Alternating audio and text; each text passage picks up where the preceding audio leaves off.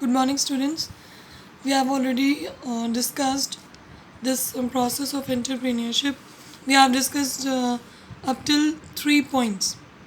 First is self discovery, that is the self assess of the organization of the entrepreneurship. In this, we will assess our strength or weakness of our entrepreneurship. Next is identifying opportunities, means what's the problem, what's the need and the wants, demand of the customer, that we should fulfill the demand or the needs of the customers. Means what are we identify the problems, type of problems. And in third step, generating and evaluating ideas. In this, we will discuss through creativity ideas, through discussion, through brainstorming, means how to solve the problems. In second step, we will find the problems, and in third step, we will discuss how to solve the problems. Now, fourth is planning, which is very important. Planning is all total depend upon all the levels of the management, means top, middle and lower level management. In planning session, all the levels of the management is included because it is the most important part of the entrepreneurship.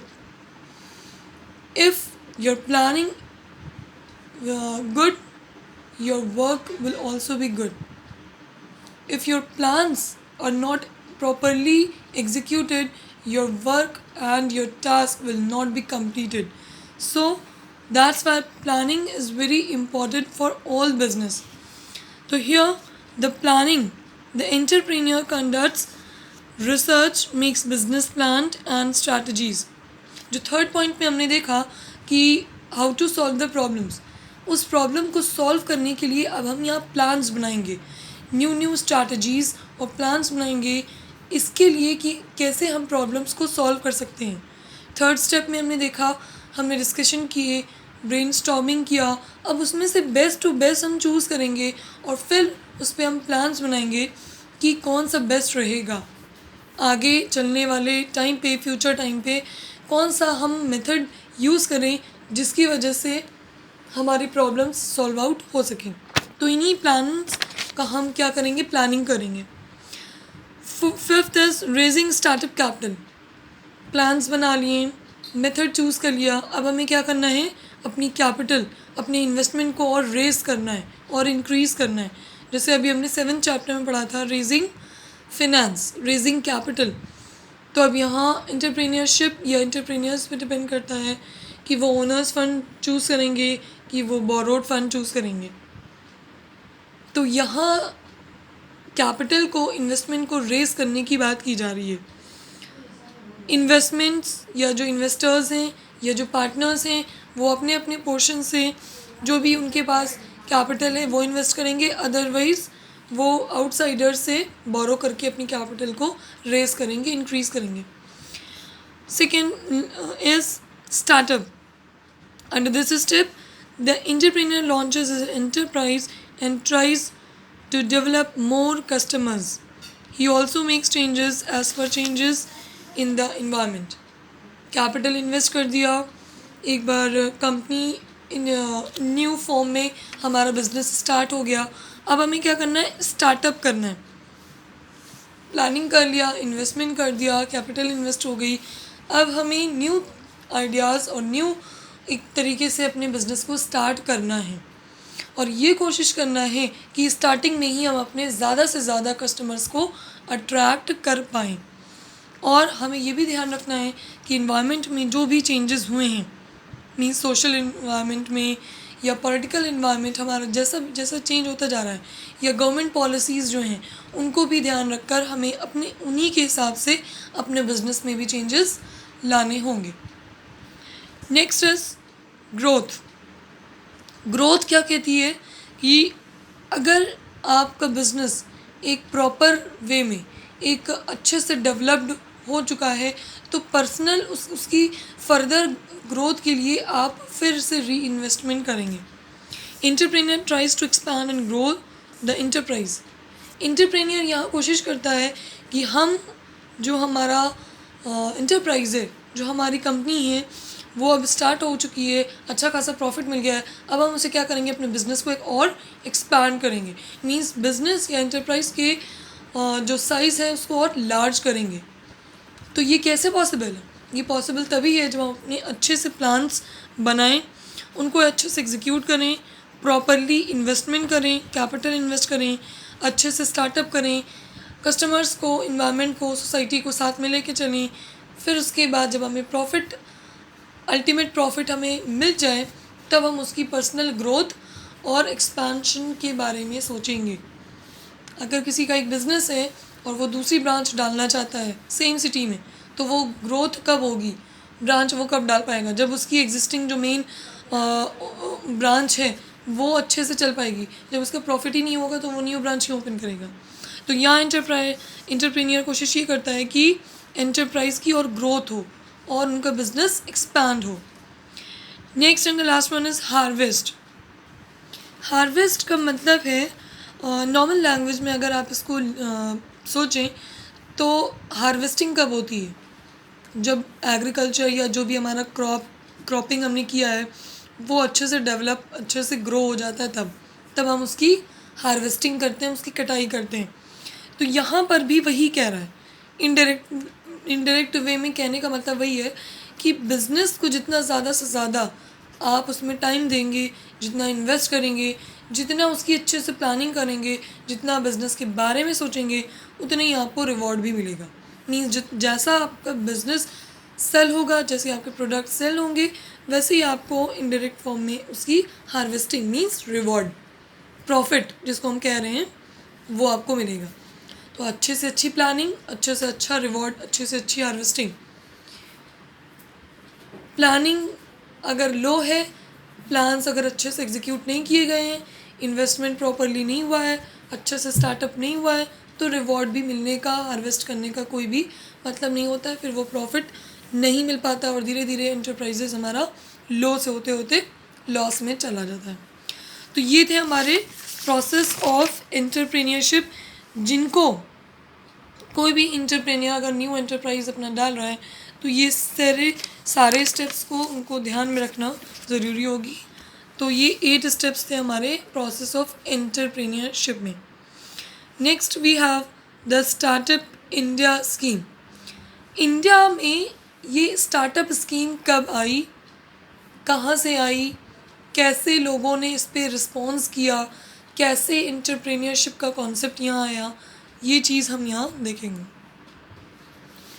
Startup एक ऐसी scheme है जिसके बारे में अभी हम और भी आगे पढ़ेंगे।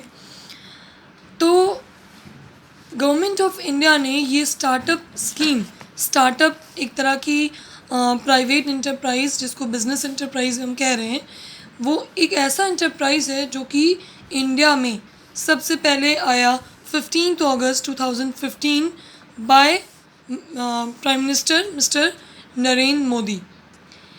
नरेंद्र मोदी के थ्रू, जो हमारे इस टाइम अभी पीएम है, इनके थ्रू हमारी जो स्टार्टअप है बिजनेस इंटरप्राइज, उन्होंने एक ऐसे नया बिजनेस इंटरप्राइज को नाम दिया और उसको लेके आए।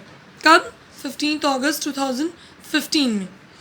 ये इसमें स्टार्टअप में जैसे नॉर्मल हमारे पार्टनरशिप्स हैं, हमारी कंपनी है, या जितने भी प्राइवेट लिमिटेड जैसे सोल प्रोप्राइटरशिप है, लिमिटेड लायबिलिटी पार्टनरशिप जिसको हम एलएलपी कहते हैं, तो ये भी स्टार्टअप उन्हीं की तरह होती हैं। अब तक जितने भी हमने पढ़े प्राइवेट लिमिटेड में sole proprietorship, partnership, company means private company, तो ये भी स्टार्टअप एक तरह का बिजनेस एंटरप्राइज है जिसमें स्टार्टिंग उसकी गवर्नमेंट ने किया। क्यों? क्योंकि जो हमारे छोटे छोटे स्मॉल बिजनेस हैं वो इसमें इंक्लूड हो पाए।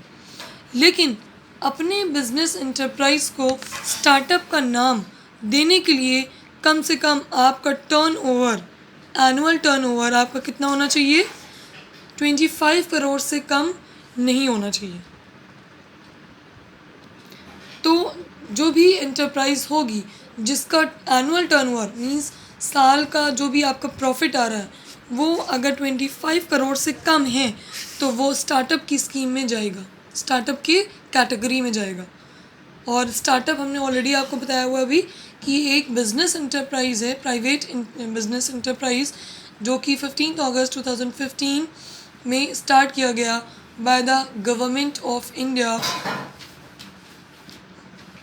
ओके, तो कोई भी बिज़नेस इंटरप्राइज जिसका एनुअल टर्नओवर 25 करोड़ से कम होगा वो स्टार्टअप की स्कीम में जाएगी। प्लस इसमें आपका रिकंस्ट्रक्शन नहीं होना चाहिए। मीन्स एक बार हमने स्टार्ट किया कोई भी स्मॉल बिज़नेस, फिर हम उस पर फर्दर री इन्वेस्टमेंट करके हम उसका साइज़ और इंक्रीज़ करना चाहें तो वो स्टार्टअप की कैटेगरी में नहीं आएगा। स्टार्टअप का स्टार्ट करने का मकसद ही था गवर्नमेंट का कि जितने भी हमारे छोटे छोटे स्मॉल बिज़नेस हैं वो हमारे इसमें आ पाएँ, और इसके लिए गवर्नमेंट ने बहुत सारी स्कीम्स, बहुत सारी हेल्प की ताकि ये जो हमारे छोटे छोटे स्मॉल बिज़नेस हैं उनको हम प्रमोट कर सकें, वो भी आगे आ सकें। जो कहीं ना कहीं उनके पास स्किल्स हैं, उनके पास लेबर्स हैं, वर्क है, स्किल्स हैं, लेकिन due to lack of resources, due to lack of capital, they are not well developed. तो वेल डेवलप्ड के लिए गवर्नमेंट ने कई सारी उनके लिए स्कीम्स बनाई। अब हम इसमें नेक्स्ट पढ़ेंगे various schemes and ways to fund startup by government of India. बहुत सारी ऐसी स्कीम्स बनाई जिनके थ्रू स्टार्टअप को हेल्प मिली by the government of India कि वो अपने बिज़नेस में गवर्नमेंट से पैसे लेकर अपने बिज़नेस के साइज़ को और थोड़ा सा इनलार्ज कर सकें या और डेवलप कर सकें। ठीक है, तो यहाँ अब हम वो स्कीम्स डिस्कस करेंगे। In this first we have no inspection. Means government of India कहती है कि जो छोटे छोटे हमारे स्मॉल बिजनेस हैं जिन्होंने अभी अभी जस्ट स्टार्ट किया है अपना बिजनेस और they don't have so many capital, they don't have so much resources, तो उनके लिए गवर्नमेंट ने एक आपको एग्जेम्पशन ये दिया है कि वो 3 साल तक आपका कोई भी इंस्पेक्शन नहीं करेंगे। मीन्स टाइम टू टाइम जैसे गवर्नमेंट की तरफ से हर बिज़नेस का, हर इंटरप्राइजेस का इंस्पेक्शन होता है। इंस्पेक्शन में वो क्या करते हैं, आपके P&L अकाउंट, आपके books of accounts, balance sheet, है ना, तो ये जितनी भी फाइनेंशियल स्टेटमेंट है कंपनी की या एंटरप्राइज की, वो time to time government yearly check करती है। तो गवर्नमेंट ऑफ इंडिया ने इनको इतना एग्जेम्पशन दिया है कि 3 साल तक जितने भी स्टार्टअप्स हैं जिन्होंने अभी जस्ट स्टार्ट किया है और 3 साल उनको हुआ है, तो वो 3 साल तक आपका कोई भी इंस्पेक्शन नहीं करेंगे। ये उन्होंने एक तरह से छूट जिसको बोलें तो वो दिया है ताकि वो जो स्टार्टअप्स हैं या जो छोटे छोटे स्मॉल बिजनेस हैं वो तब तक अपने बिजनेस को इन्वेस्टमेंट, कैपिटल, रिसोर्सेज वाइज और स्ट्रॉन्ग कर सकें। Next is registration. रजिस्ट्रेशन के लिए गवर्नमेंट कहती है कि वो बिज़नेस, वो इंटरप्राइज जो स्टार्टअप की कैटेगरी में हैं उनके लिए गवर्नमेंट ने अप्रैल 2016 को एक मोबाइल ऐप लॉन्च किया। 2015 में स्टार्टअप का इंट्रोडक्शन हुआ। देन अप्रैल 2016 में एक मोबाइल ऐप बना for the startup enterprises. Government ने कहा कि आप एक दिन के अंदर ही अंदर अपने स्टार्टअप को रजिस्ट्रेशन करा सकते हैं with the help of this mobile app which was launched in April 2016। इसके थ्रू, इस मोबाइल ऐप के थ्रू आप एक दिन के ही अंदर अंदर अपने स्टार्टअप को लॉन्च रजिस्ट्रेशन करवा सकते हैं। अब आपको ऑफिस टू ऑफिस या विंडो टू विंडो आपको नहीं जाना होगा, नहीं, बहुत लेंदी प्रोसेस है, एक दिन के ही अंदर आप अपने स्टार्टअप को रजिस्ट्रेशन करवा सकते हैं। तो कहीं ना कहीं ये भी उनको फ़ायदा मिला गवर्नमेंट की तरफ से। Third one is income tax exemption. Income tax तो आप जानते ही हैं कि वो हर बिज़नेस, वो हर एंटरप्राइज जो प्रॉफिट और इनकम गेन कर रहा है उस पर उनको टैक्स देना होता है, दैट इज़ इनकम टैक्स। तो गवर्नमेंट ने स्टार्टअप के लिए भी इनकम टैक्स में एग्जेम्पशन कुछ किया। देखते हैं क्या एग्जेम्पशन किया है। Income tax exemption is available for first 3 years. पहले 3 साल तक आपको कोई भी इनकम टैक्स गवर्नमेंट को नहीं देना है। ये स्कीम किसके लिए है? सिर्फ और सिर्फ स्टार्टअप के लिए। वो स्टार्टअप्स जिनको स्टार्ट किए हुए अभी सिर्फ 3 साल हुए हैं, तो स्टार्टिंग के आपको 3 साल तक कोई भी इनकम टैक्स गवर्नमेंट को नहीं देना। तो ये बहुत बड़ा बेनिफिट है एक स्टार्टअप के लिए। और गवर्नमेंट ऐसे स्टार्टअप को क्यों प्रमोट कर रही है, क्यों ऐसे स्टार्टअप के प्रोजेक्ट्स को और डेवलप कर रही है, ताकि जो हमारे कंट्री के खुद के जो लेबर्स हैं, they have the skills and they have the knowledge, तो वो डेवलप कर सकें। ओके, तो इसी वजह से ये सारे बेनिफिट्स उनको दिए जा रहे हैं। Next is capital gain tax exemption. Next benefit capital gain tax exemption means startup को यहाँ तक भी गवर्नमेंट ने बेनिफिट दिया कि जो आपको कैपिटल गेन हो रहा है, कैपिटल गेन मीन्स जो आउटसाइडर्स या जो इन्वेस्टर्स या अलग अलग पार्टनर्स जो इन्वेस्ट करेंगे मनी, जो कैपिटल बिजनेस में या स्टार्टअप में इन्वेस्ट होगी, उस पर भी आपको कोई टैक्स नहीं देना होगा। इसके लिए भी क्लेम कर सकते हैं startup. Means capital gain tax exemption ये होता है कि जो इन्वेस्टमेंट किया जा रहा है वो भी मनी बिजनेस में लग रहा है, तो उस मनी पे मीन्स कैपिटल पे आपको टैक्स देना होता है गवर्नमेंट को। लेकिन यहाँ स्टार्टअप को ये बेनिफिट दिया जा रहा है कि कोई भी स्टार्टअप स्टार्टिंग के 3 साल तक कैपिटल गेन टैक्स एग्जेम्पशन के लिए क्लेम कर सकती है। जो कैपिटल बिजनेस में, इंटरप्राइज में या स्टार्टअप पे लगाया जा रहा है, वो स्टार्टिंग के 3 साल तक भी एग्जेम्पशन या छूट करवा सकती है।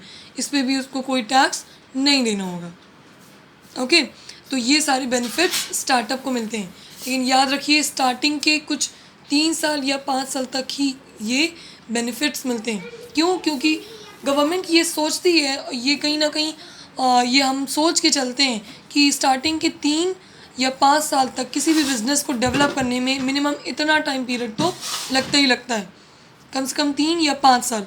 तो तब तक अगर हम ये बेनिफिट्स स्टार्टअप को प्रोवाइड करेंगे तो वो धीरे धीरे 3 या 5 साल तक में डेवलप हो ही जाएंगी।